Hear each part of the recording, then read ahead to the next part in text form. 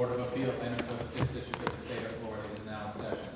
The Honorable Curie Evander, Chief Judge, presiding. All persons having business before the court draw near, give attention, and you will be heard. May God save the United States of America, the state of Florida, and this honorable court. Please be seated.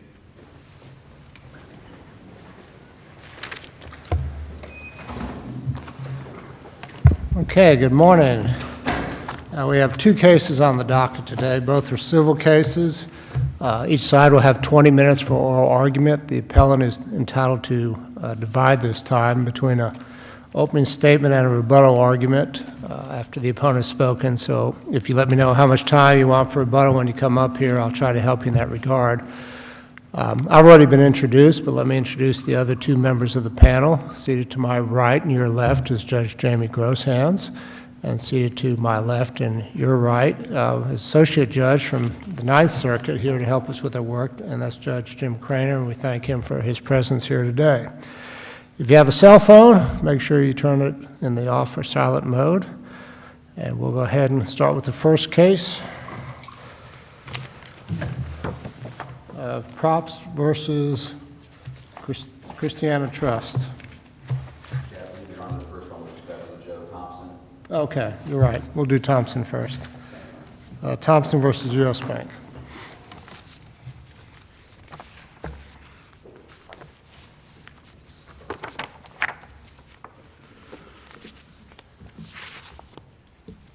And I'd like to reserve 5 minutes for my Okay, rebuttal. you may proceed. Good afternoon, Your Honors. Bo Bowen, Bowen Law Group. I represent the homeowner appellee in this case, BEVERLY Thompson. The issue in this case primarily is whether the bank had standing to pursue this foreclosure action. The bank in this case, the plaintiff in this case, went by the name, well, I'll spare you the entire name. What was at issue is the name of the plaintiff in this case was the Bear Stearns LLC Trust. It's our contention that the evidence before the trial court did not establish that Bear Stearns Trust had possession of this note at any time, much less the time the note was lost. And I should state this is not a case where the bank showed up at trial or even at the time of filing the complaint with a copy of the note or the original note. So the note remained lost. What I raised in the initial brief was really 2 points on the standing. One was that the initial complaint itself failed to state a cause of action. The grounds for that statement was that the exhibits attached to the complaint, and in fact the allegations of the complaint itself, were contradictory.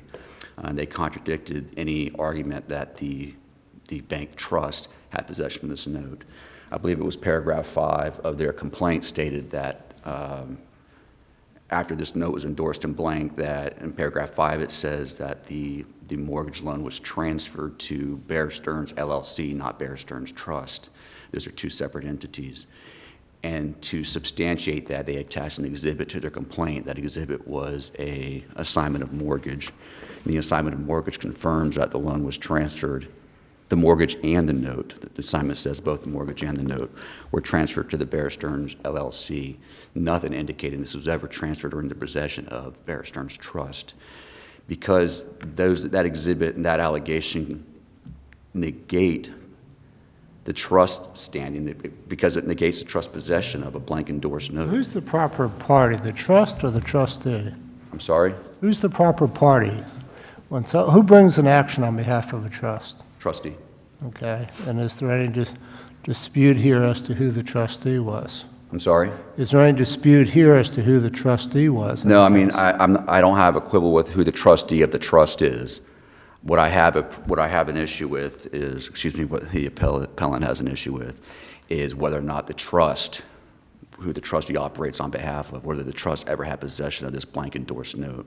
Because as your court would be aware, it's been stated plenty of times, and in the Rodriguez case and from the 4th DCA, I think made it clear in a very eloquent opinion, that when you're dealing with bearer notes, where it's endorsed in blank, possession is the key element to look at to see who's entitled to enforce this. So there's no doubt what they're alleging was that there was a bearer note that was endorsed in blank. Therefore, the only person entitled to enforce this is the person in possession. The complaint itself shows that the loan was transferred to Bear Stearns LLC, not to the trust. And so that negates it. Now, I can move on from that as well, because even if Your Honor felt that, one, that there was no contradiction, or that the contradiction was maybe a technicality and would rather hear it on the merits, I think even on the merits by the evidence at trial, not only does the evidence not support the trust standing, I think it tends to disprove their standing. And I'd like to refer the Court's attention to the first document I want to look at. It's the assignment of mortgage. And that is at Record 422, and it was Exhibit 5 at trial. Now, at the outset, I want to state that this assignment of mortgage was attached to a verified complaint, and that by verifying the complaint, you're verifying that the allegations and the exhibits are true and accurate.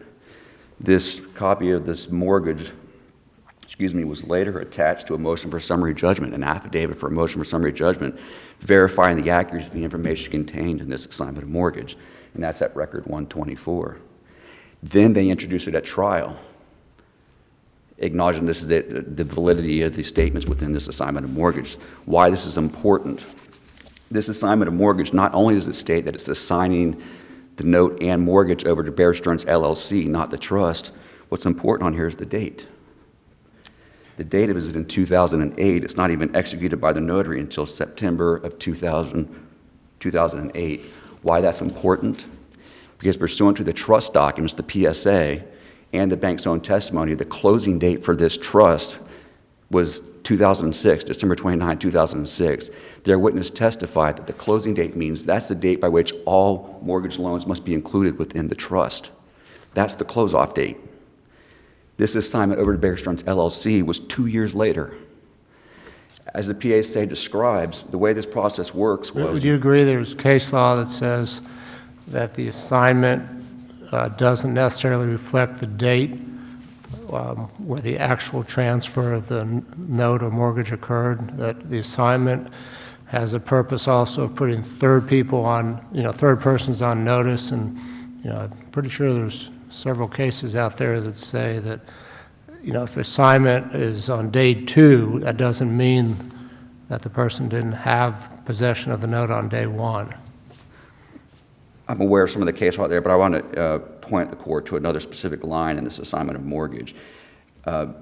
Below where it says, together with the note and every other obligation, the note specifically says, to have and to hold the same unto said assignees, successors, as of the 14th day of March 2008. So it's stating when this transfer took place, not just when it's executed. The execution wasn't until September. It's stating that it says as of the 14th of March 2008, which still puts you well after the December 29, 2006 cutoff date. Based on that, Did you raise the argument about the March date below? I'm sorry? Did you raise that argument about the March date below? There was the argument, I don't know specifically about the March date, but the argument below was that the exhibits they use, the assignment of mortgage and the PSA, do not establish that the trust had possession of this note. Okay.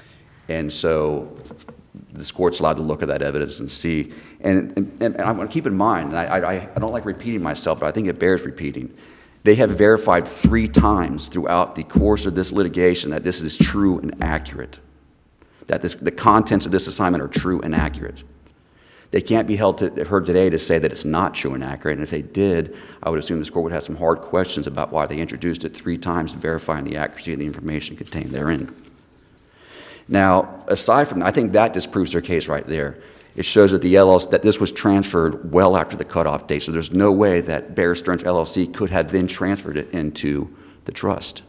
And that's the way this process was supposed to work. The process works while there's an originator who sells it over to EMC. EMC then sells it to the depositor, which is the Bear Stearns LLC. From there, the depositor transfers it over into the trust. Once the trust receives it on the closing date, which is December 29, 2006, the trustee is then required to review the mortgage file to see if the notes are actually contained therein. And if they are, it issues an initial certification verifying that information. The initial certification that's done by the trustee has to identify the mortgage loans by the name and the loan number. Well, that hasn't been done in this case. There's nothing in this case to establish a link between this loan and that trust. Or didn't the witness testify that this mortgage note were part of the PSA and that it was identified by the price and the city and the zip code? I'm sorry, she did indicate that it was included in there, and she was identifying it Well- by the zip code. Well, would that be sufficient if the trier of fact believed, accepted that testimony? It may become a sufficiency of the a sufficiency of the evidence that you can review here today. And the reason why I raised that, what they state and accurately, that in the definitional section of a mortgage loan statement, it doesn't require the mortgage company or this trust to identify the loans by name and loan number. It can just use the city, zip code, and the amount of the loan. And that may be good for the bank's internal processes. But in the court of law, during litigation, when you have to prove certain facts and prove that this loan is included within the trust, I don't think that's sufficient. They're identifying this loan because of the city of Rockledge. Do you have any case law that says you have to have more than the city, the zip code, and the amount of the loan? I don't have any case law on that, Your Honor. To me, it's a matter of common sense. There's more than one mortgage loan in the city of Rockledge. So just identifying a loan as having to be the loan that this reference is referencing because it's located in the city of Rockledge stretches belief. For the exact loan amount, is that a unique identifying characteristic, maybe too?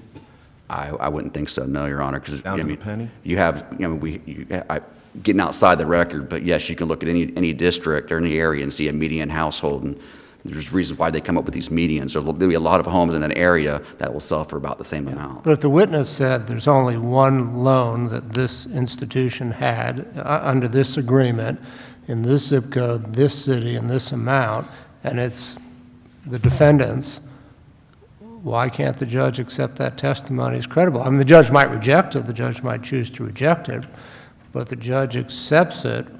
How do we review that and say that, you're wrong, Judge, you can't accept that? On the issue of whether or not this loan was initially intended to be included in the trust, Or whether it in fact was included I agree. Well, that's not what that shows. in the PSA. The PSA just shows, the PSA is before there's even a transfer.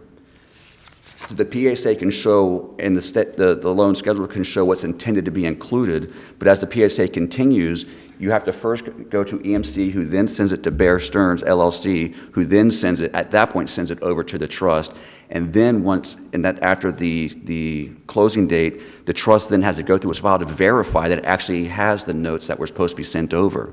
So if the argument is that at the outset this loan was intended to be included and the testimony supports that, I could see that there is some evidence for the judge to go on that. I don't think it weighs out. I think all the other stuff weighs against that argument. But even assuming this loan was intended to be included in the trust, there's nothing showing that it actually was. There is nothing showing from the trustee that they actually did that initial certification to verify that loan was actually included in their trust. 90 days later, after the closing date, there's an interim certificate that the trustee is supposed to do to verify that it has everything. That wasn't done either, or at least it wasn't admitted into court. Then you go back to this assignment of mortgage, that's 2 years after the closing date, where EMC is now finally sending this over to the Bear Stearns LLC, 2 years after the closing date. I think that far outweighs any assumption or any presumption that the state and the city of Rockledge on one piece of paper. There's also an issue that we raise as to paragraph 22, as to whether or not the bank satisfied comply with paragraph 22 of the mortgage. The bank's witness merely testified that the notice of default was sent.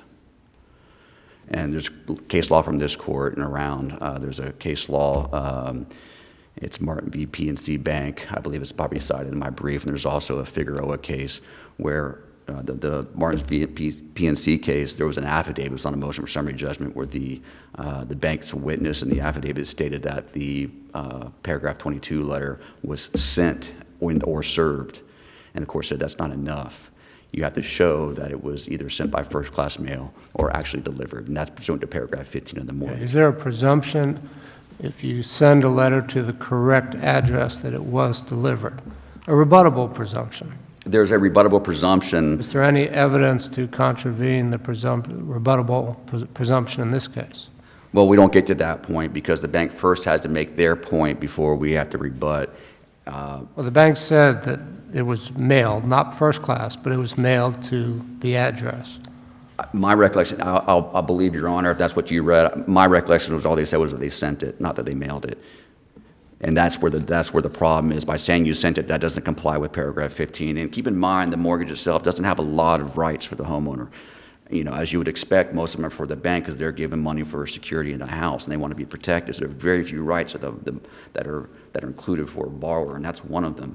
The notice section and paragraph 22 section is so that the borrower knows who they're dealing with, for one, and how much is actually owed on this debt, so you can avoid the foreclosure. So when it was says sent to Ms. Thompson's address, how would you think the trial judge would interpret that statement? I think based on this court's ruling in Martins v. PNC, there is no other way to interpret it. This court held that is insufficient. And so if she had said the notice was mailed to Ms. Thompson's address, that would have been sufficient. I would prefer, if I was the one doing the plaintiff's examination, I would clarify it was mailed by first-class mail, because there's a lot of ways you can mail something, bulk mail and other types of mail. Let's assume it's not first class. Okay. Following up on Judge Grosshand's question, if the witness had said, we mailed it to this address, would that be sufficient? I don't think so, and I don't want to parse language too much as distinction between mail and first-class mail. I think we know there is different types of mailing. The way that paragraph 15 reads that, it doesn't have to be by first-class mail, but if it's not by first-class mail, you must prove that it was actually delivered. Right, but then So that why gets doesn't the rebuttable presumption come in there? I'm sorry? And why doesn't the rebuttable presumption apply, which applies in not just mortgage foreclosure cases, but pretty much all commercial contracts? The rebuttable presumption you're talking about is where someone puts something in the mail, it's presumed to have been received. That's not in the face of a contractual provision that says otherwise. The contractual provision that the parties bargained for in this case does not provide for a presumption. If it's not by first-class mail, they must show it was actually delivered. And this court has affirmed that at least twice. I don't think that our court said that. Which case are you relying on? Martins v. PNC Bank. And then there's a Figueroa case where it was dismissed, where at trial the bank could not tell whether it was sent by first-class mail and it said additionally could not tell whether it was actually delivered, and reversed the foreclosure judgment based on that.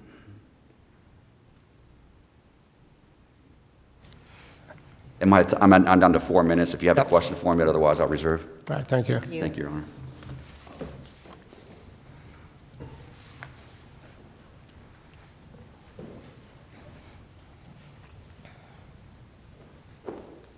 Good morning, Your Honors. Allison Morat for the appellee. This is a residential mortgage foreclosure where the loan has not been paid since 2007. The loan's been in default for almost 12 years, and there's no dispute as to that. Today, we're arguing about the assignment of mortgage, standing, and conditions precedent. These are standard issues in a mortgage foreclosure. All right, what's your response to the argument on the default letter?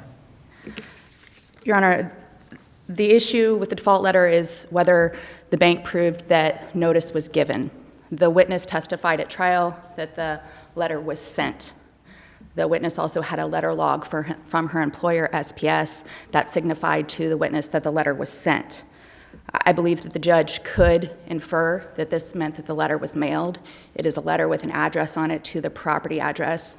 The rebuttable presumption applies here, and Ms. Thompson did not testify. She didn't produce any evidence to show that she didn't receive the letter. She never said she didn't receive the letter. Does it matter if the letter was mailed first class or not?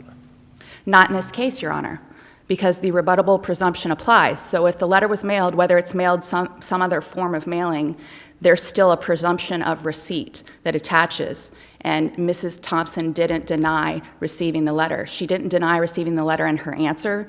She didn't raise the issue at trial. The first time we're hearing this argument is in this appeal. Okay. In fact, the answer, if you look at Mrs. Thompson's answer, she admits that notice was given.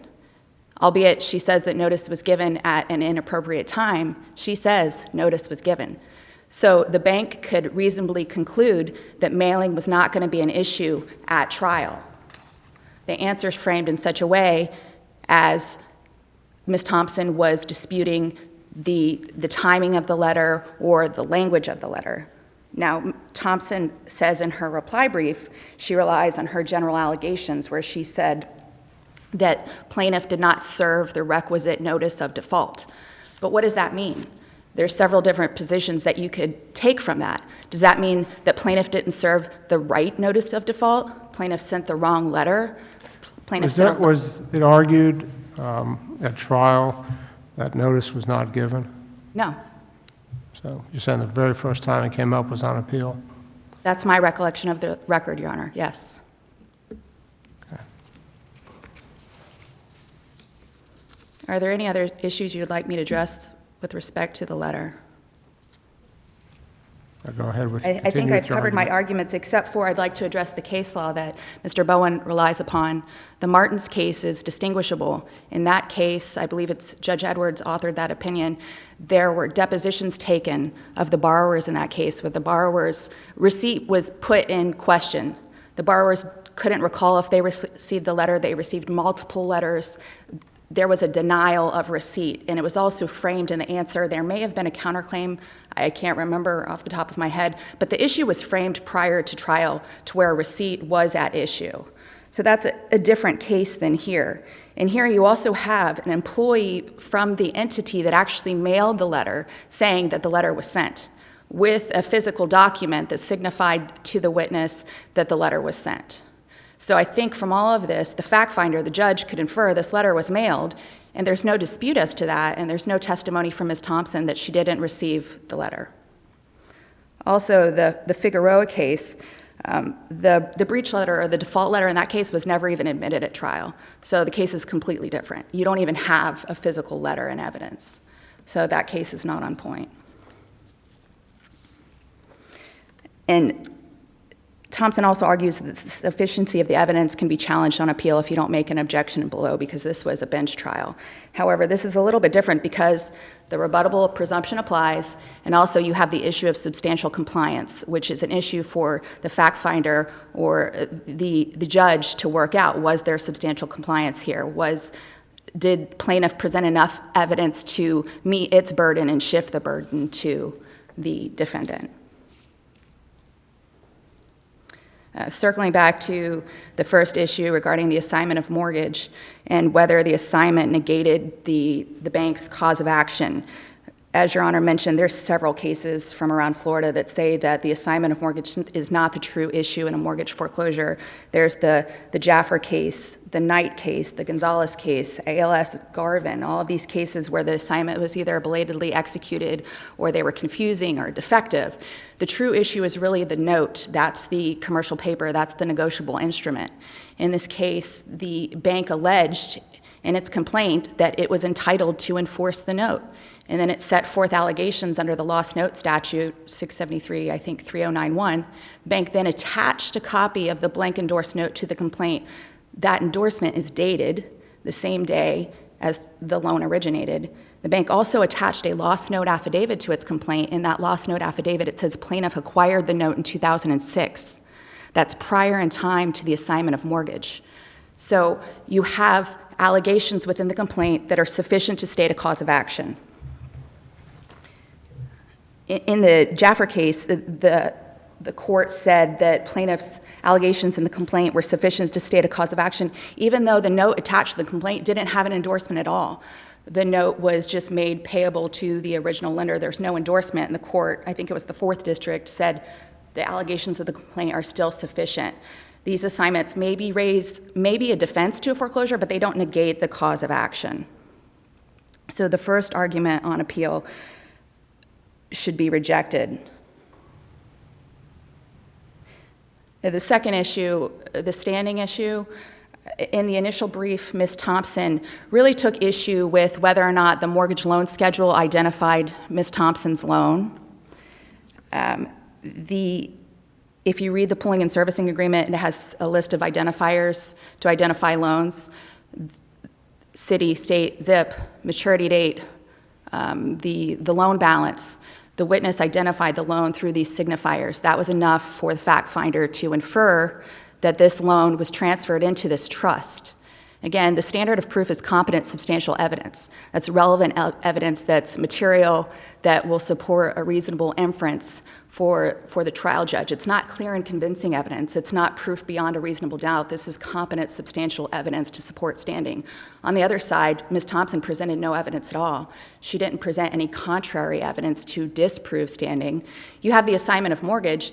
If you actually look at the record, the plaintiff's counsel at trial didn't actually offer the assignment of mortgage into evidence. She offered the mortgage. The assignment was attached to the mortgage. It came into evidence. But the assignment was never relied upon by the plaintiff bank to prove its standing in this case. So you have the witness who identifies the loan within the mortgage loan schedule. In the initial brief, Ms. Thompson doesn't take issue with the terms of the pooling and service agreement. She doesn't take issue with the parties. So any issue with that was waived for this appeal. You can't raise an issue for the first time in a reply brief. So the argument that's raised in the reply brief about whether or not the bank conducted a review or executed a certification, these issues weren't raised in the initial brief. Also, there's the issue that Ms. Thompson doesn't have standing to challenge compliance with the terms of the pooling and servicing agreement. She's not a party to the agreement. And there's a case that says that from the 3rd District. It's Castillo v. Deutsch.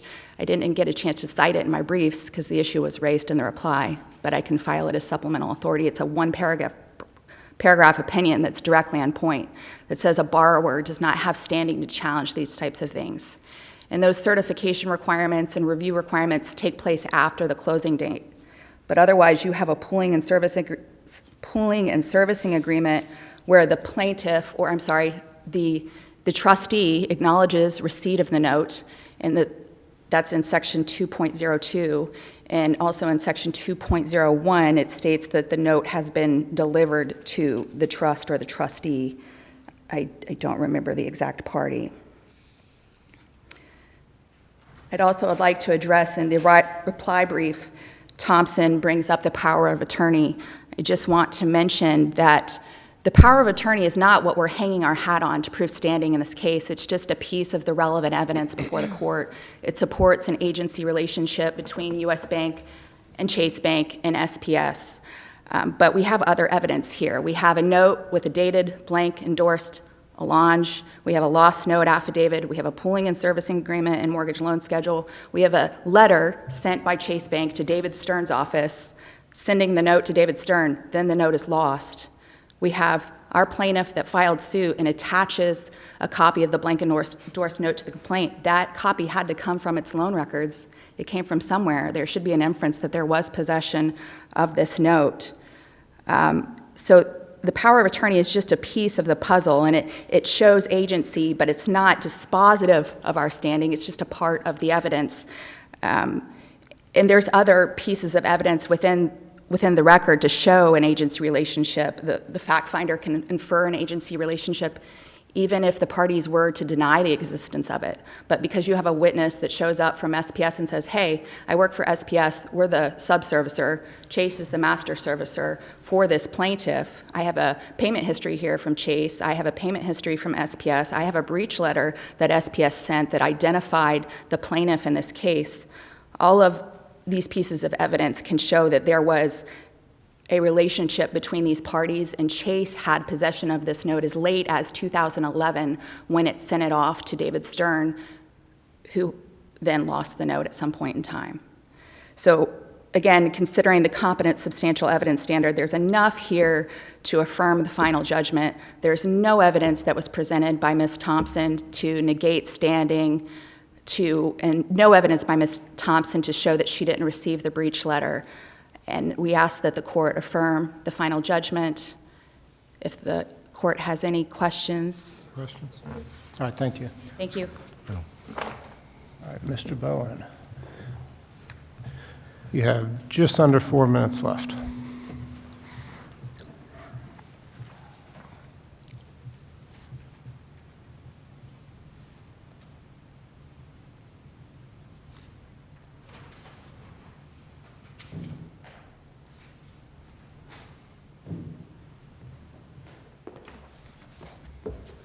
Thank you, Your Honor. I want to briefly respond to her counsel's argument that the assignment of mortgage is not necessary. They weren't relying on it as evidence. First off, they did rely on it 3 times. They attached to their verified complaint, verifying the accuracy contained therein. They attached to their motion for summary judgment with an affidavit verifying the accuracy of information contained in there. And third, they admitted it at trial, verifying the accuracy of the information that's contained therein.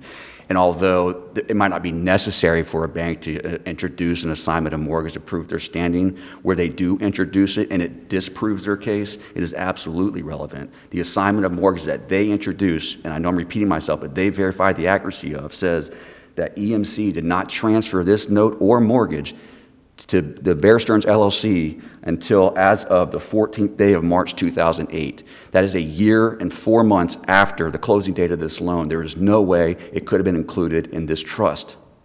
That's their own document. They're saying that my client didn't present any evidence. She didn't have to because their own evidence refutes their claim. There is no way to get around this assignment of mortgage unless they want to say that it's inaccurate, and they're not allowed to do that today.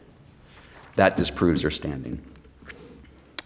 The argument that this, I understand it's a very good question as to whether or not the paragraph 22 letter that was raised at trial, and it was not. This court has held, and plenty of times, the last one was, or one of the ones I had cited is Delia versus GMAC, that where you're talking about the sufficiency of the evidence pursuant to Rule 1.530E, this court is allowed to review, even if it wasn't raised at the trial level, is allowed to review the sufficiency of the evidence. That's what we're asking this court to do. There is absolutely no evidence that they mailed it or that it was sent by first-class mail. The presumption does not apply where there is a contractual provision between the parties to the contrary. It has to be by first-class mail, and if not by first-class mail, which there's no testimony as to, they have to show it was actually delivered. The burden is upon them. This court held in Sheriff v. Boltby that where you have a condition precedent, a plaintiff alleged condition precedent, and the defendant refutes that condition precedent, the burden shifts over to the plaintiff to prove the elements of that condition precedent. They were required to prove. Let me interrupt you for a moment. I think if I understand the Martin's case, it seems to talk about the representative's testimony in that case did not prove notice was delivered or mailed. Here we have something different. I thought there was some testimony that it was mailed. There was no testimony that it was mailed in this one. Is that what you're asking? I thought there was some evidence that one of the witness who testified that it was mailed. Not that I'm aware of, Your Honor. Not specifically first class, but was mailed. No, just sent. In the issue, and if I read the word correctly in the Martin's decision, or delivered, wouldn't one aspect of it be that the mail was not returned unreceived, and the lack of evidence in the record would support that it was delivered? No, Your Honor, because first off, there was no testimony that I'm aware of, and I don't believe counsel argued that there was, that it was mailed. The testimony was that it was sent. Well, if the person says they sent it and then referred to a mail log, would it be unreasonable for the judge to put those two together, particularly given the lack of objection, to assume that the witness's testimony, even though they didn't use the buzzword, was that it was mailed? No, if they're because referring to a mail log and use the word sent. I don't think so, Your Honor, because this Okay, court... I'm looking at the mail log, and it reflects that this notice was sent on this day to this address. Are you saying that a judge could not assume that when they say, I'm looking at this mail log and it was sent on this day, that the judge should assume from that testimony that it wasn't mailed, it was, No, I don't think they can, Your Honor, because there are plenty of different ways to mail it. You can do FedEx, you can do UPS, you can do other types of way of sending any kind of letter to anybody. And the mortgage specifically states for a reason. But when the witness says, I'm referring to the mail log. Right. Was it sent bulk? They have a lot of default letters. Well, that assumes your argument that they can't send it any way other than first class. Yeah, and if I could cite to the Martin's case, the part that I'm referring to, I know you have it in front of you, this is on paragraph 7, and this is related to the bank's affidavit, and this was the problem with their testimony. Was this a summary judgment case? It was, and it reversed. Isn't that a big difference? It does make a difference. It doesn't make a difference for today's purposes, because what the court is holding that the evidence of the notice was served or sent to the borrowers is not enough, requiring trial to go back and prove that it was mailed by first-class mail or actually delivered. So it referred back to the trial court to prove one of those two things. Was it sent by first-class mail or was it actually delivered? It would make no sense. But it doesn't say the presumption doesn't apply. It says in that case, it's summary judgment, so you had and there was a fact issue created by the affidavits, and the judge could find, the judge could decide, you didn't send it by first class, and I don't think your evidence is good enough. The defendant testified they didn't get it. I think he could have done a better job of proving that the defendant did. I'm ruling for the defendant. I mean, it's a different issue on summary judgment than trial. I don't, in some cases, yes, it is. I mean, because, yes, in some cases it is. But the purpose, the reason why this court turned it back, you can see from the opinion, is to have further evidence to prove more than just a statement that it was served or sent. This court held that is not enough, and that's not going to be any better at trial than it is in an affidavit on summary judgment. That language itself is deficient. That's what this court held. And later on in the Figueroa case, it reversed after trial. But in that case, there was a counter affidavit, right? In the Figueroa case? Or at least deposition testimony. No, not Figueroa, but the other one. Yes, but and the holding on this Martin's case, where the line I'm referring to is the last full paragraph of page 7, is not referencing whatsoever, or at least the sentence that I'm talking about. All right. It's going in the affidavit. Figueroa was after trial. It was reversed, and it was reversed specifically because the bank couldn't say that it was mailed by first-class mail or actually delivered, which I hate partying on. It is a requirement of the mortgage. It was bargained for language in this mortgage. Your time Thank is you. up. Thank you. Okay. Thank you both, and we'll move on to the next case.